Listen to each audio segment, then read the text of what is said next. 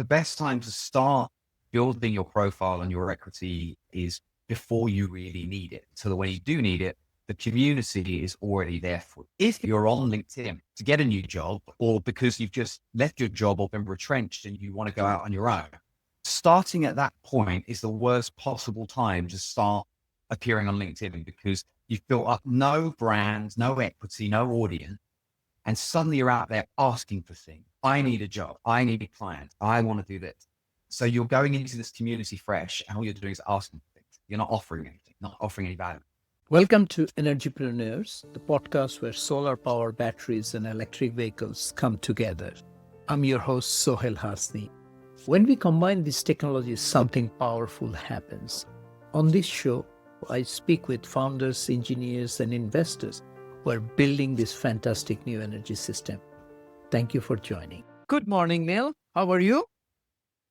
Good morning, Sohail. I'm good. I've got coffee. I've got aircon in Singapore. I'm good. Yeah, me too. Yes, but I'm in Manila. Tell us a bit more. I just briefly looked at your LinkedIn headline. I knew that you are a LinkedIn expert. Now I see you're a writer, actor, and a communication coach. It's changed a bit recently because the world changes. New technologies come in, client demands changed. And so you have to adapt with it. And I suppose we're here today to talk about personal branding. And one of the issues you have is that if you're trying to adapt your personal brand, who you are and what you are, and there's a bunch of people out there who already have in their head a sort of idea of who you are and what you're for, very hard to change their minds and change their opinions, which is why brands spend so much money on marketing and things like that. So my background, I trained originally as an actor and then as a journalist, and I've just put those into service in different ways. And right now, I am a bit middle-aged. I'm trying to rebalance between the corporate work and the personal creative work. So I found my way back into acting after many years, which is why I now have a beard, because my last part I played, I had to have a big sort of Victorian beard.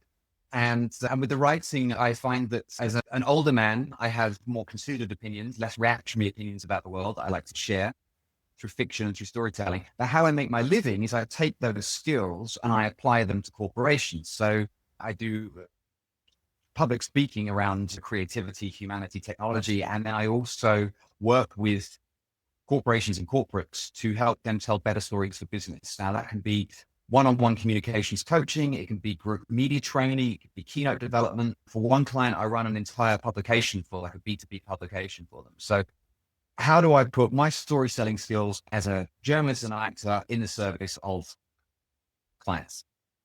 Yeah, I mean, storytelling is the sort of, the best thing of its all, right? Story can tell. That's at the core of it. different The problem stories. is that phrase has been somewhat taken and abused by corporations and LinkedIn gurus and things. I still think it's absolutely essential. If you can't tell your story, if you can't communicate it, you have a massive problem. And if people aren't understanding it or drawn to it or engaged by it, you've got a big problem. Storytelling is infused through branding, through marketing, through communications, through every investor deck, every pitch deck. It needs to have a narrative, the beginning, middle, end. It needs to engage you. It needs to propel you through the narrative. So you're not just waiting for the next slide because it's the next slide. So I think it's in everything, but sometimes I feel the phrase is a little devalued by corporations sort of jumping on it and calling everybody a storyteller. How do you define storytelling? What's your definition for storytelling then? I think it's the ability to share an idea in a way that is credible, memorable, and emotional. So when I'm doing various training exercises, I talk about when you're giving a speech, stats give you credibility. Stats give you the right to speak because you have evidence, you have facts to back up what you're saying. But that's not enough to engage an audience. And I've got lots of examples of why that's the case, and I'll be happy to share. What you need to do is take those stats and convert them into a story. That makes it memorable. We can better connect and remember elements of story. But if you really want to connect with the audience, what you've got to do is bridge the gap between the stats, which are abstracts, they're back here somewhere, and the audience are in front of you. And there's a big gap. And you need to bridge that. And the best way to do it is if you can bring an anecdote, which is a personal story. So what's your relationship to those stats? How have you experienced the thing that those stats are trying to explain? What have you seen that proves that those stats are evidenced in the real world? That's how you then bring that abstract idea of trying to communicate into the room. So I think if you can do that, you've got the elements of storytelling. I think a lot of storytelling training focuses a lot on structure and 3 acts and 5 acts and beginning, middle, end. But I think you can have all the structure in the world, but if you're not bringing the facts, the story, the memorability elements, and then the personal and emotional elements, it doesn't matter what order it's in, it's not going to work.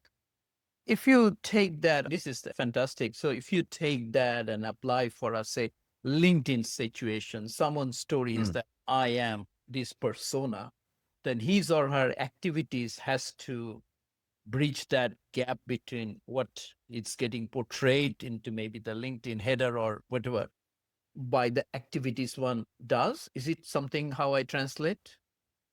So LinkedIn is slightly different. So one of the other problems is that industry, corporations, to this day, they still want a magic bullet that solves everything. And right now it's AI, and at some point it was storytelling, and at some point it was purpose. And they think that's going to solve all the problems. And it's never all one thing.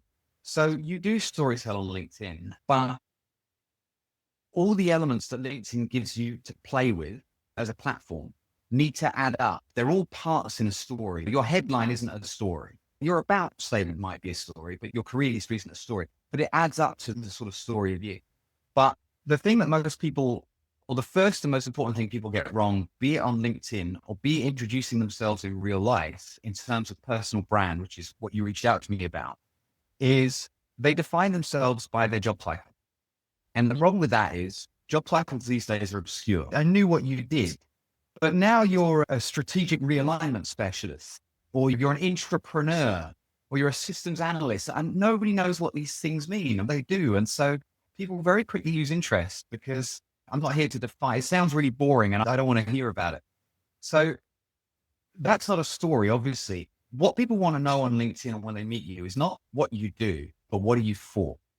And so I never give a job title, because if I did, I'd say, what I'm a consultant, I'm a communications consultant, maybe. Well, that could mean anything. And people will automatically try and file that away in a box that makes sense to them. So there'll be certain people who go, oh, so you're in PR. Well, no, I'm not, but that's where they'll put me in that box. And I'll forever be stuck in that box. I can't get out of it because I've done a very bad job of explaining what I'm for. Or somebody else might say, oh, so you're in branding. Or someone else might say, oh, so you write press releases. None of these things are true. So one of the things I help people to do is develop what I call a personal value proposition. So when you introduce yourself, you're not giving a job title, you're giving basically what you're for, how you can help them and be of service. So for me, I've always said it to you. When people say, what do you do, Neal? I don't say consultant. I say I help people like you and organizations tell better stories for business impact. Rolls off the tongue. It's not too jargony. And it opens up interesting questions, but also it shows what I'm for. I help people tell stories, not just for fun, not just to put their kids to bed at night, because they have an impact on their business. So that's much more useful than my job title. Then the tricky part is, how do you draw a common thread to this multiple silo of personalities? I'll give you an example, which I'm struggling right now. I retired as a banker. So if I go to people talk about projects, I like batteries, I like solar power, which ultimately came through this podcast. Okay, that's the persona I have.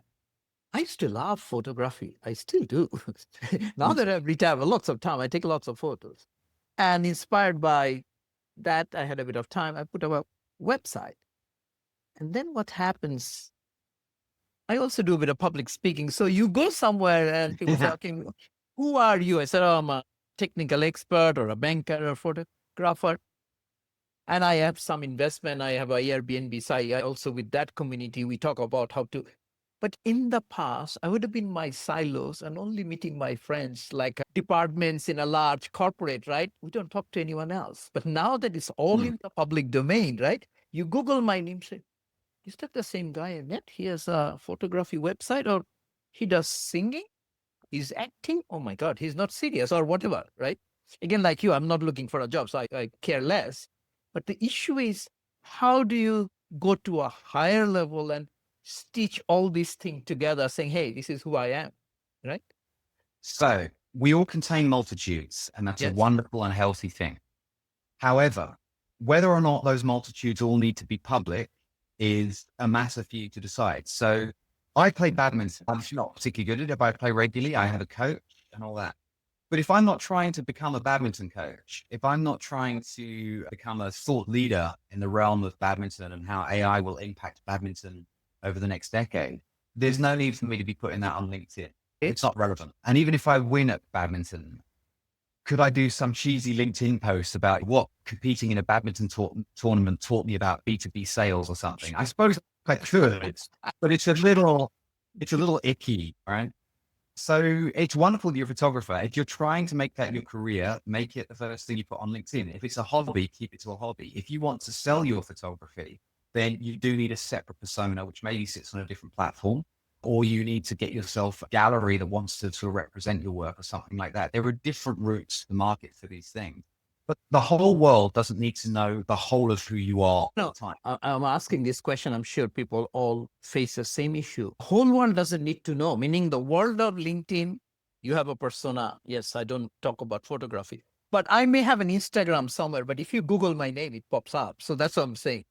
If I was looking for a actively working, people say, oh, okay. Oh, wow. Is he serious? He does, because I'm talking about someone young who may be in 30s or 40s, will live 100 plus years the way the world is with longevity. They have to plan this thing. How do I manage? Because you really cannot be unseen these days. If you did a play, say as an actor, they will have their social media, they will tag. And if you have a unique name like me, you cannot hide, right? It will pop up. Talk about managing your story in a hierarchy. So, for example, if you Google me, there's old blogs that I started and gave up on years ago, and there's Instagram accounts that I forgot the password to. As I create more and more content on the platforms that I'm choosing to use right now and on the subjects that I care about now, obviously, ultimately, that will crowd out the old stuff. It's more recent, it's more frequent, it's more relevant. So it will crowd that stuff out. But also, if you go, I have one core website. Now, I don't have a website because I expect anybody to go to it. I have a website as a sort of an online business card that sort of says, oh, this guy's legit. And on it, under the little bio page, it brings everything together and says, yes, I trained as an actor and as a journalist. I ran a marketing agency. I tried to produce a film. I do. But actually, if you think about it, all of these come under the same umbrella. It's the acting and the writing is at the core of everything. And from that, everything else grows. So actually, it all does make sense. I've sort of tried to take control and wrestle that into a singular narrative.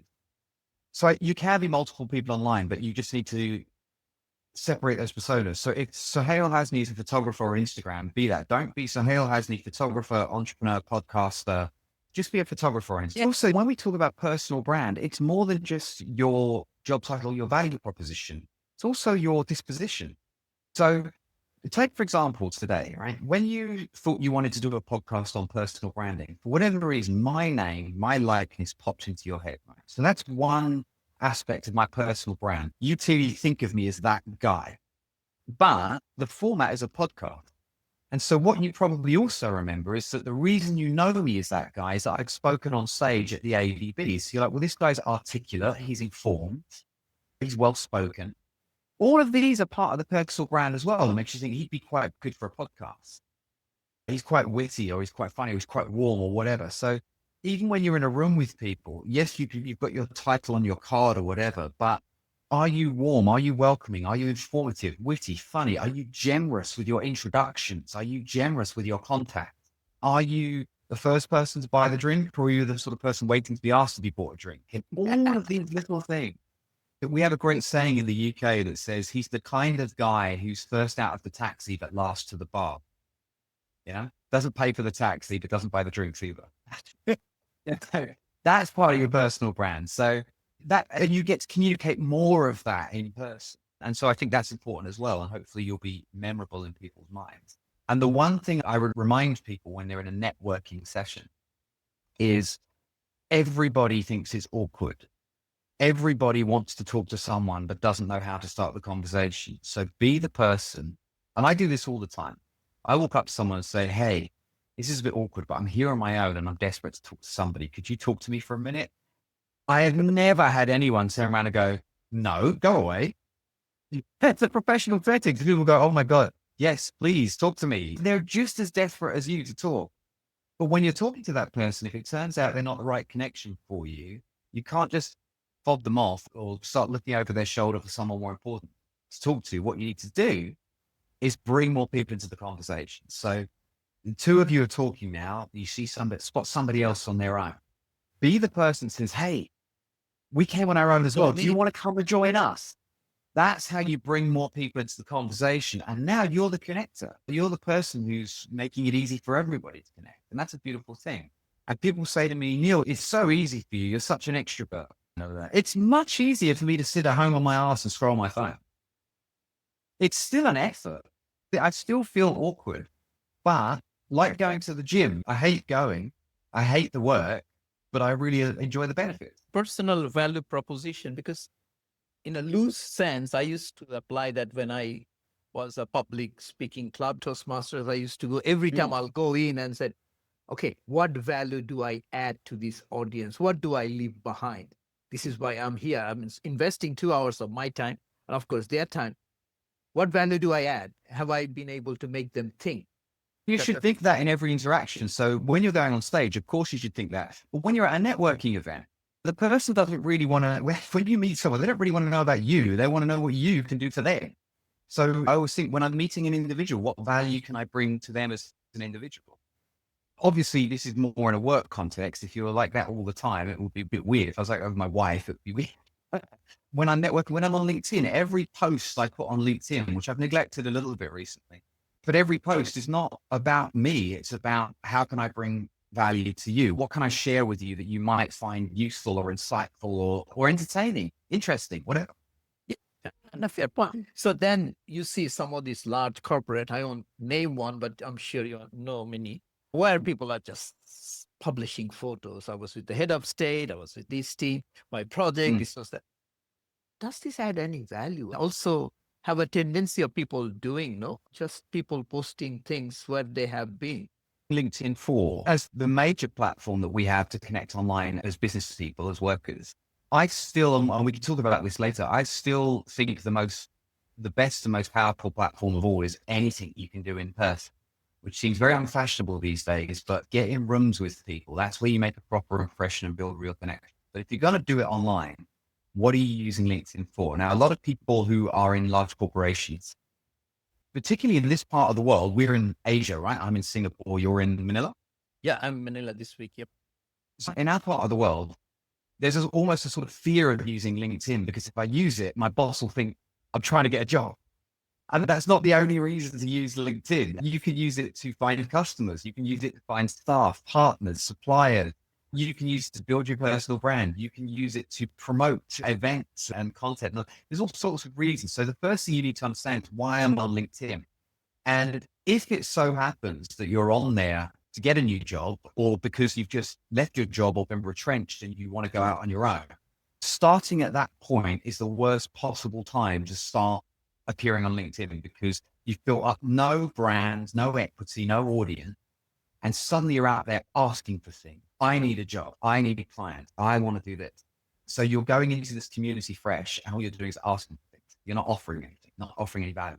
So the best time to start building your profile and your equity on there is before you really need it. So that when you do need it, the community is already there for you. Yeah, well, that's fantastic. Because I remember many years ago, I used that on LinkedIn. I needed some information for one of my project at ADB that I was designing. Then I was thinking, why should people give me this information? Yeah, exactly right. Crowdsourcing. But then I was very successful. And the only way I was because I did not have a coach like yourself. So I just made up saying, okay, I am asking for this information to you all. You contribute and I promise I'll summarize what I got from everyone and send it back to you. There we go. You're offering some value there. Yeah. And you won't believe I got so much real good insight that saves Asian Development Bank, my former employee, quite a bit of consulting money and time because I had to get a professional to do that for me. But it came for free. Well, you said it came for free. You've always been, before Energy Entrepreneurs, you had lots of other, you've done blogs, you've always been a content creator. You've always been personally motivated to do that. So I think you have contributed and built various communities across the way. So I'm not that surprised that people came to your aid, but because although it was free, you spent years building your network and contributing to that network through the content you create. Now, back to your point about sharing a picture because I met the minister or I met this celebrity or that celebrity. That's great. It's great fun. Of course, you want to show off about that. I would want to show off about that. The problem is it's a one-hit wonder. People who know that famous person you're with go, wow, good for you. That's great. Have a like.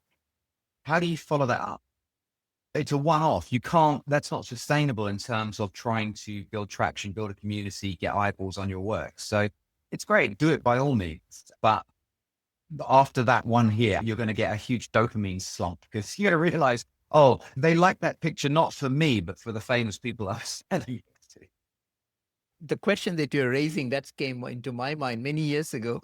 I think about 9 years ago when I first tried to record a podcast.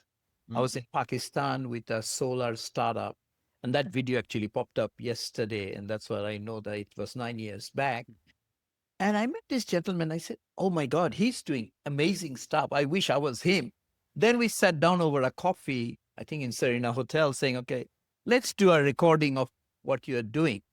And I don't have the technology. I did not know. I think that video may be in my personal YouTube channel somewhere. I uploaded and I did not dare to post into LinkedIn. I said, corporate, people will ask why this company, and you are an official mission or visit to the country. So obviously you had the privilege of the corporate behind you. All these questions I did not post, but the value then I thought when I was listening to the same podcast last night saying exactly at your point that if I posted that photo of that person and said, I had a coffee with him and this is what I learned, then I'm sort of giving follow-up. People will ask questions. And also I could have said that if you want to connect him directly, these are his contacts, right?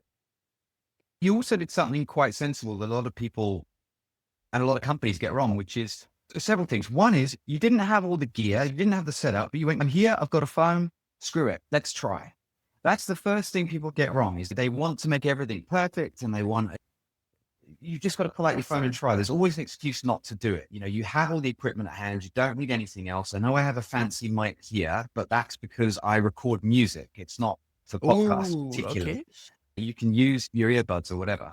The second thing is you looked at it and for whatever reason you didn't post it. Just because you made something doesn't mean you need to publish it. And I say this to companies all the time where I say, let's muck about a bit. Let's write some things, shoot something, make some things.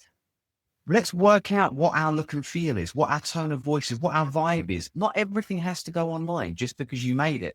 That's how you practice. So if you've got kids and you send them to violin lessons, they don't perform on day one. They spend a couple of years learning their scales before they're allowed to perform in front of everyone, right? So why would you be brilliant at it the first time?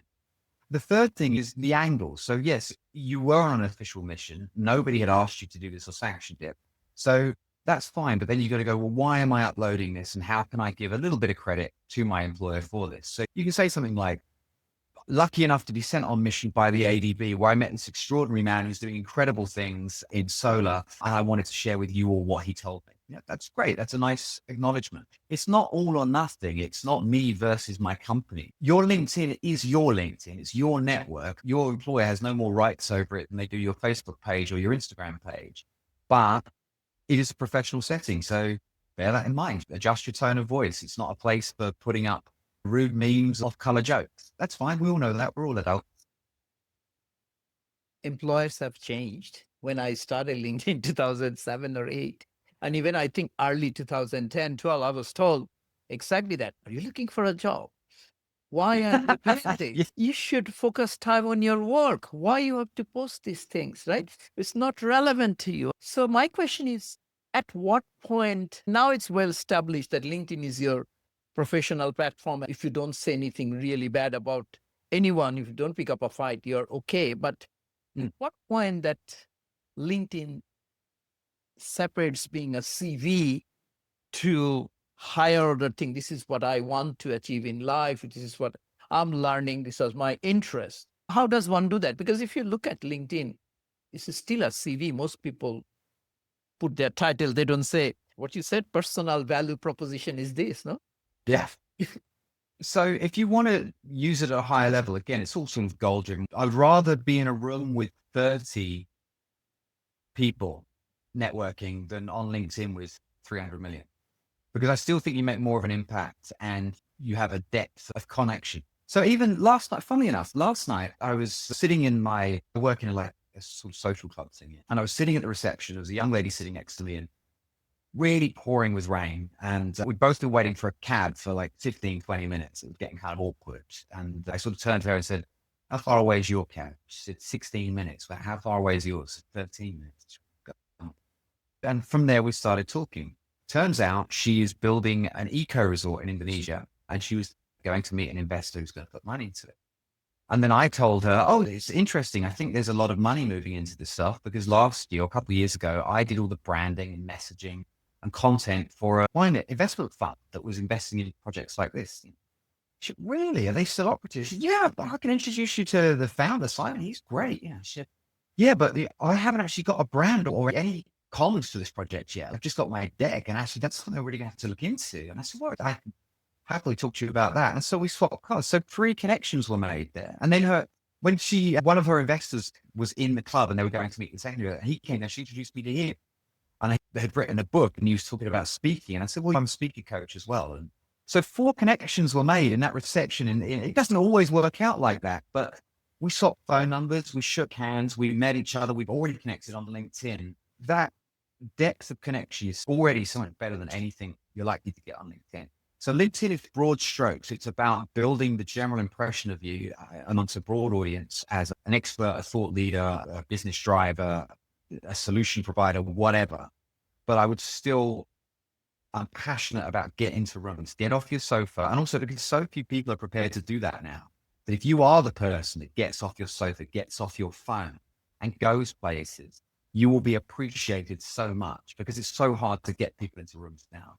When I first started in the industry in Singapore and had to get to know everybody, we had Mobile Mondays and Web Wednesdays and the Ad Tech and the Brand Summit and the Media Summit and all of it has died since the pandemic. All of it. None of that exists anymore. And with the remote working, there were certain bars downtown in Singapore where the ad industry kind of hung out. So you could go there any night of the week and bump into the big guy from Dentsu and the big boss from WPP and whatever. None of that exists now. So I don't know how youngsters do it, but I certainly try and inveigle my way into all the little societies, the IAA and we have all these little marketing societies and little membership forums, because that's still where actual business, actual connections get made. Fantastic. I think personal connection, nothing can beat that. And then connecting with multiple people. And if you have an alignment as to what you want, somehow right people show up. No? It's awkward to talk to. So same thing. I was about to use that E word, that you may be a capital E extrovert. For others who might just say, oh, no, I'll just sit down and browse something else and do something else. Maybe I'll post on LinkedIn. I worked out the other day Yeah, that I go ahead. spend, of my 112 waking hours every week, I spend exactly half of them completely and utterly on my own. Most of my job is writing, not emails, writing some meaty stuff. And you do that sitting on your own. And I'm very happy in my own company. And I also, because I'm into quite underground music and quite odd film tastes and whatever, I go to gigs on my own constantly. I go to screens on my own. I can be extroverted. Doesn't necessarily mean that's who I am all the time, but it's awkward for everyone. It's all about risk and reward. And if you're prepared to put yourself out there, be that on LinkedIn or in real life, yes, you stand to get criticized, but more than likely you stand to get connected and admired, and everybody else will be going, oh, I wish I had the balls to do what you've done. I mentioned the capital E extrovert because I am one of those. The issue is how you get energy by talking to people or sit down quietly, you get your energy back. I think that's the official definition of extrovert versus introvert, no? We've all got a social battery that runs out at some point. We need to recharge it. But you're 100% right in that I draw my energy from other people. So just last night, I write this weekly newsletter called Pro-Human. The tagline is, I'm not anti-tech, I'm just pro-human. Trying to we're in this weird position where I'm sort of defending the value of being human yes, technically driven works. And I'd written this post about the absolute joy I'd had being on a set for a show that I'm shooting as an actor the other week. And it was just wonderful to be surrounded by 30 or 40 really talented, creative people all collaborating to make something really special, extraordinary, and hair and makeup and lighting and camera and special effects and all these people. And how I'd come home and I'd crashed a bit because it was so lovely to be surrounded by all these people pulling in the same direction to make something really special. And one of my readers sort of read between the lines and contacted me and went, Neal, do you need to go out for a beer, mate? And I was like, yes, please. And so we went out for a beer. And I reached out to another mate and said, well, I'm going for a beer with this guy. You don't know him, but he's pretty interesting. Where are you going to be? He said, well, I'm at a university reunion, but if you come to the same restaurant, you can both join the reunion. So last night I ended up at somebody else's university reunion with one of the readers of my Substack, an old contact, and met all these new people. And again, yeah, it's an effort. Yeah, it's awkward at first, but I came away buzzing. The other week I was so down, sitting at my desk on my own going, oh, just last week I was surrounded by all these creative, interesting people. Well, last night I was as well. So I really think that's important. I think you're making me thinking. Remember, Economist published a few years back, and now those publications are everywhere as to which job will survive with AI. So you just reminded me the new job will be the connectors will survive. Because AI is not going to. Yeah, I think so. Yeah. The organizers, the connector, the social people who have the courage, who taking the Brené Brown's word of vulnerability, those who dare to go out and say, hey, you want to go for a drink, and maybe pull people, knowing well they might say no, right? 100%. And I might get into trouble here, but one of the things I noticed about the people that came together last night, and I said to them, I said, when I suggested, or when you suggested to me, or I suggested to you, let's go for a drink, it was an immediate, yeah. Now, all of these people were over 50. They didn't need an agenda. They didn't need it was just, yeah, let's hang out. What I find with the younger people is if you say to them, hey, do you want to go for coffee? You want to go for a drink? Do you want to hang out? What you get is, why? Well, just, who knows? Let's talk. Things arise out of, there's not always an agenda. Things arise out of being together. But they go, why? What do you want? Want anything. It's very transactional, I find. The other thing is once we've made the plan on the last week, there was no further text messages. We're Gen X, we're old school. We've made a plan to meet at this place on this date, and we'll be there. There's no back and forth. Oh, are we eating? And I'm feeling a little bit under the weather. I might be a bit late. All this crap, right? The Gen X were just like, we've made a plan. I'll see you there. And I really appreciated that. And I find that when connecting, and maybe younger people just don't want to know me, and I get it. But I just find that they seem to put objects in the way of connecting. They want to avoid it. They want to know what's in it for them. They want to know. And maybe it's because they feel a little bit cheated out of some of the opportunities maybe we had at the beginning of our careers or started out with, and they feel a bit ripped off and they're a bit defensive. But I think that's a real shame. Let me come to defend the young people now. Yeah, go for it. I have a lot of young friends because I remember when I turned 50, and one day I was sort of sitting there having a coffee and then realized, if I don't change my strategy on LinkedIn, if LinkedIn contacts are all the people equal or older seniority, because that's what LinkedIn was at one stage, right? Then when I retire, it will be just a retirees directory. So I actively from then on, like people will say, okay, I'm doing a intern in Intel. I used to be a Harvard sort of first year graduate. I'll never connect before I said, what there to learn from this guy, right? I changed that attitude almost 15 years back, saying, no, this is the future. So just defending those young people, because I have a lot of younger friends too. I love younger people. I want to connect more with them, but I just find that there's a huge amount of, I'm not massively experiencing this, but there's a lot of suspicion on their side. There's a lot of, what do you want? And why should I have to go somewhere? Why can't we do this online? And what's in it for me? And I'm a bit like, I don't know, let's just hang out. There's a generation of people who, for example, are used to making music on their own in their bedrooms. Whereas I come from a generation where if you wanted to make music, you had to find a space and get into a guitar. And I didn't know what songs were going to come out of it. We would just jam until something came out. It's that collaborative, collective kind of aspect of innovation or creativity is coming up with it together. Whereas now I find we have the tools to do everything on our own and would be encouraged to do it all on our own. And this idea, we're getting slightly off track here, but this idea these AI psychopaths have about the one-man unicorn, the billion-dollar company owned by one person, is one of the sickest, most dystopian, depressing, horrendous things I've ever encountered. The idea that 8 billion of us will all be one-man billionaires is just so pathetic and pointless and awful. And sad too. And sad too. And sad and very sad. Yeah, agreed. I like to disagree that what you mentioned about asking for immediate value. Why? I think that's not much to do with age or gender. I think it's more sort of people in general. Some people always want to say why, and others will say, no, okay, let's see what comes out. So maybe it's not necessarily just for young people. I think it's everywhere. Maybe more on the young people. They have struggling with so many things on time-wise. Maybe. I feel bad to them. I feel like a lot of them feel like they've had a bit of a hard deal, and I can't argue with that. And I don't want to get too much into the politics of that. I sometimes wonder if it's cultural. Singapore is a very transactional, very operational society. And we have this concept here called kiasu, which is a Hokkien word that literally translated means afraid to die, but in reality is used to mean like afraid to lose out on something. Nobody indicates when they're changing lanes in Singapore, because if you indicate, the guy behind you will speed up to get in front of you, because screw you, you're not going to beat me. I'm not going to lose out to you. So this kiasu mentality is what creates the economic miracle that is Singapore. But it does mean everything's very transactional, very goal driven.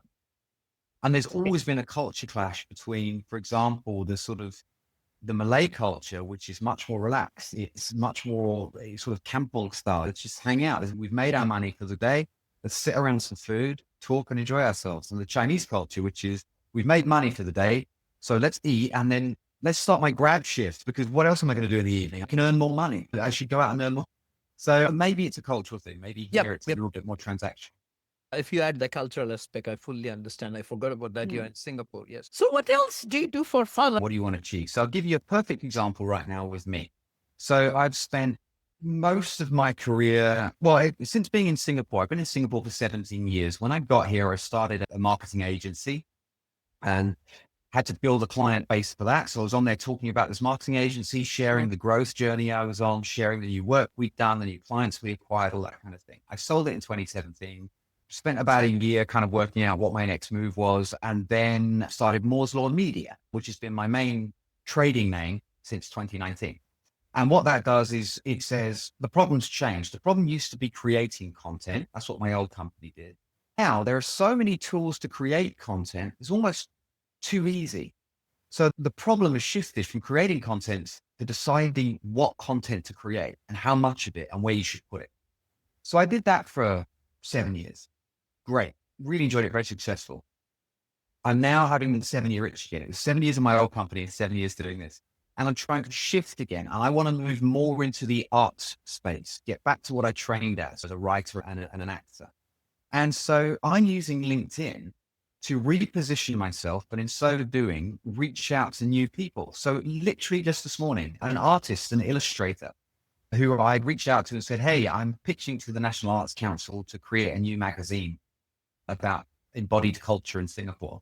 I would love to work with you to design it. Can I put your name on the pitch? And he wrote back, yeah, of course you can. I'm really glad you like my work. I just followed up and said, do you fancy a beer, by the way? And he said, well, I don't drink, but I love a coffee. Let's go. So we're having coffee on Friday.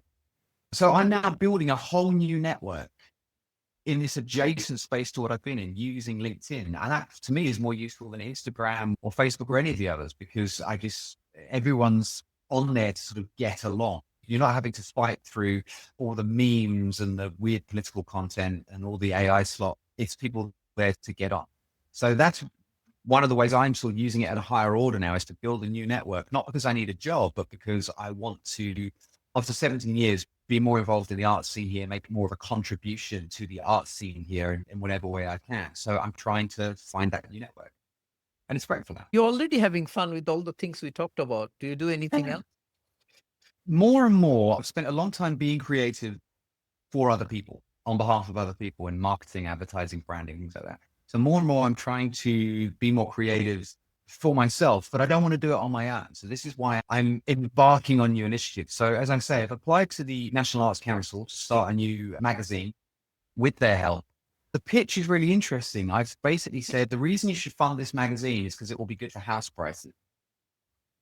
Because nobody wants to move into a neighborhood that has no vibe, that has no boutiques, that has no little local cinema or record shops or little gig venues and stuff like that. But yet nobody wants to go to these places. So I'm trying to encourage more what we call embodied culture in Singapore, because as I've just spent a long time explaining, I'm a person who likes to be in rooms with people, not necessarily to be the center of attention, but I get energy from other people. And I find the world is, we have a loneliness epidemic that's largely driven by technology. And I'm hoping that will be a vehicle that will enable me to collaborate with others. It's been very hard for me to break into the arts community of Singapore. It took me 14 years to find the underground here, underground music. And I'll be perfectly honest, I found it when I made my first Malay friend. Most of my friends are Chinese or Western. And the sort of the underground culture seems to be largely sort of Malays playing rock music. And it's great. And now I have a friend, and now I've found my way in, and I've found all these gigs and these little art movements and little zines being published. It's amazing. So I want to be more a part of that. I like that. I want to do more of my acting because, again, it's this wonderful collaborative thing where you're either in a cast or you're with a crew and you're on set and you're in the middle of nowhere in many cases, somewhere that's cheap to film. So it's great. You're all bonding. You go and have dinner together. And I think I want to just try and make more of that feeling in my life rather than just, well, yes, you can do everything on your own, so you should do everything on your own because you've got AI now. Why do you need another collaborator? You can just ask ChatGPT. I don't want to ask ChatGPT. I want to be in a room with people and feel their vibes. So a lot of what I'm doing is engineered around that. My Pro-Human newsletter, which I'm expanding soon into more of a social platform. And yeah, that's what I want to do more and more of. And to me, work and fun sort of combine. Acting, I get paid for it, but I really love it. Writing, I get paid for it sometimes, but I really love it. If I can make, what's the old saying? If you love your work, you'll never work a day in your life or whatever. That's always been my goal. And I've always loved my work, but now I love more the arts side of it than the marketing side of it, having done 25 years in marketing and branding and communication. Fantastic. Thank you. Now, I want to explore this pro-human. You mentioned pro-human. You also mentioned loneliness growing everywhere, right? And then we have a huge thread where we need to work collectively, which is climate change. How does all this thing link together in your mind? No, I suppose that's why I write Pro-Human, to sort of find out what I'm thinking. And this is one of my issues with AI. I'm not anti-tech. As I say, I use AI. Of course I use AI. But I think this sort of free-for-all is here, have it, do what you want with it, see what's possible, has led to mostly sort of terrible outcomes at the moment. It's a big subject. I gave a speech to the British Chamber of Commerce as an opening statement to a debate about AI. So to explore the topic fully and not have some bland panel discussion, we did a sort of an anti and a pro position. So I took the anti position, which I'm not 100% for the sake of the argument. And this very big wig guy from Unilever took the pro position. And we argued it out, and it was great fun. And one of the questions I put to the audience is I said, for $1 trillion of investment, what is the best thing you can say about AI? And between 60 people, what they came up with is pretty handy. For $1 trillion, it's pretty handy. You know, can scan your receipts, can transcribe your meetings, pretty handy. I want a lot more than that for $1 trillion. And on top of that, there's the AI scams, of which members of my family have, one member lost $3,500 to an AI scam, another one lost $7,000. There is AI pornography, AI child pornography. There is these apps which are being used to bully kids at school. There is AI fraud happening on a massive scale with people faking passports and birth certificates and all this kind of stuff. This free-for-all on AI is horrendous. It's like giving everybody a nuclear bomb, which we just would never do. So I think we need to, it's out there now, but I think we need to use it in a much more thoughtful way. And I guess I'm trying to explore through writing Pro-Human what those ways might be. And the only way I can find that out is by writing it longhand. If I go to AI and say, write me a post about how we should use AI more mindfully, I get straight to the end of piece of content. I get 1,000 search engine optimized words, but I'm not any clear on what I think. and what the nuances are. So I guess that's why I write it, because I think it is accelerating the loneliness epidemic. I think it is accelerating workplace intensification. It's not actually making anybody's work easier. Since when did it? It just means, from a creative point of view, client used to ask you for 2 visualizations, and then in the 50s and 60s, and then in the 80s and 90s, we got Adobe Photoshop, and they want to see 10 visualizations because it's easier. And now they want to see 100 visualizations because you can put them together with AI. You don't work less, you just do more. So I don't see how that's creating benefit in the workplace at all. It's just making everybody, it's intensifying their work pressures. So I think we're making a lot of mistakes with it, and we don't want to stop it, and we want to benefit from it, but we also need to be a lot more thoughtful about it. And I have a big problem with this sort of the hype. I have a big problem with LinkedIn at the moment. People who you can see are feeling like they're going to be irrelevant soon. So they suddenly jump on the AI bandwagon and sort of become flag bearers for AI, purely because they're scared of losing their job. They don't really believe in AI. And I think it's a shame they feel that way. So that's what Pro-Human's about, and trying to encourage a slightly more humanistic approach to everything from work to culture to relationships, everything. If you're using AI to write a poem to your loved ones, I think you're missing the point of writing a poem. Good point.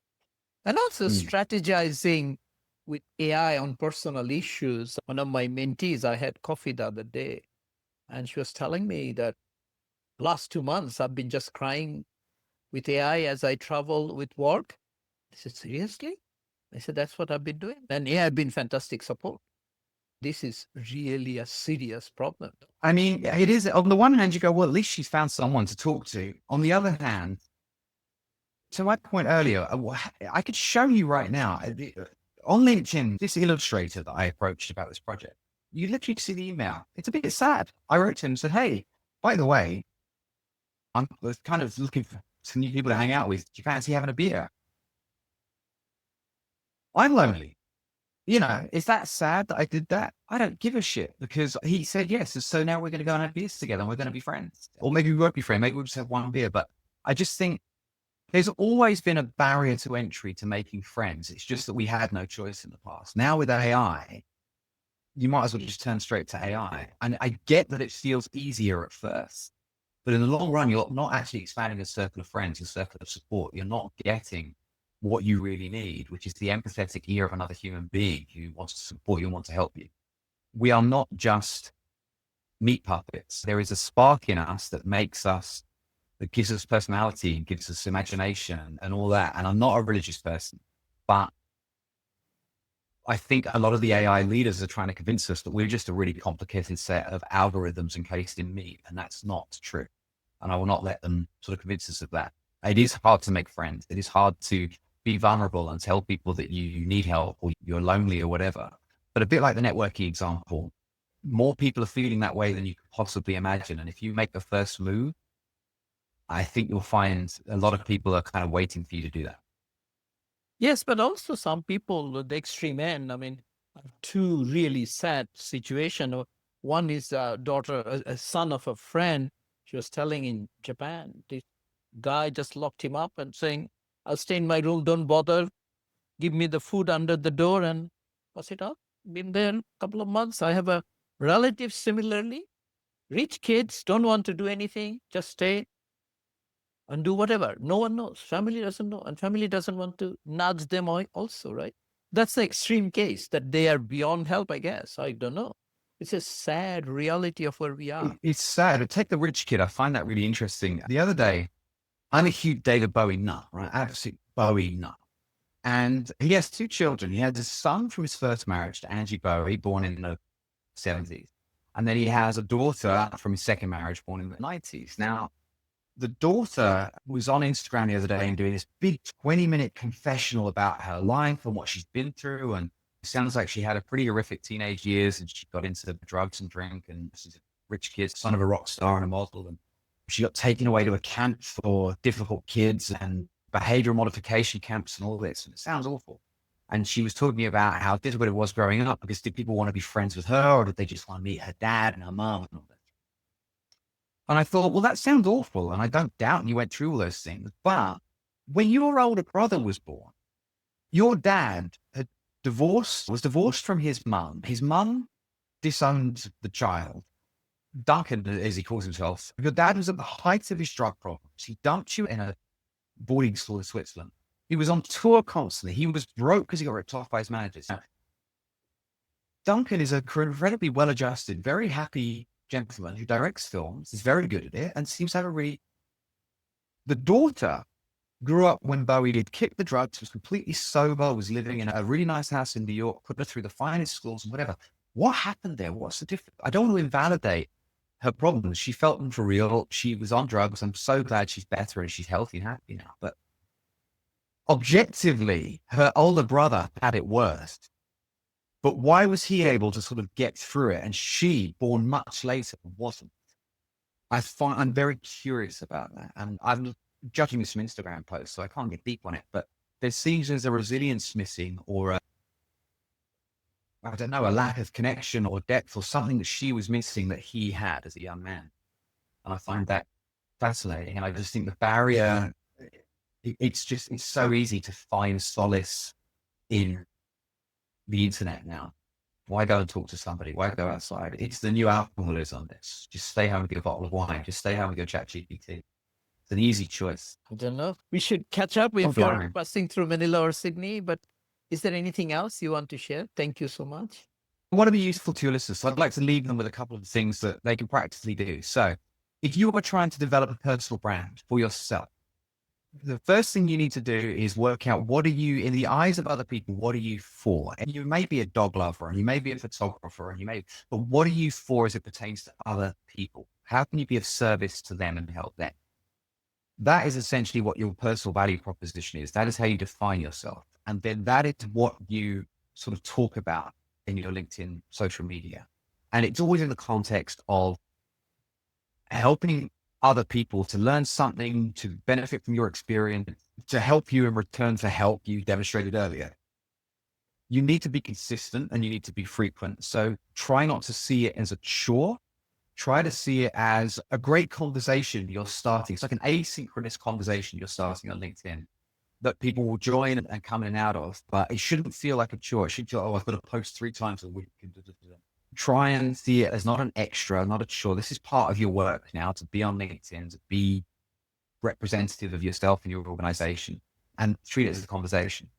The third thing is try and get offline and get into rooms. Go to that meeting, go to that networking, go to that all hands or whatever, and try and talk to somebody you don't already know. Try and sit next to somebody that you don't already know.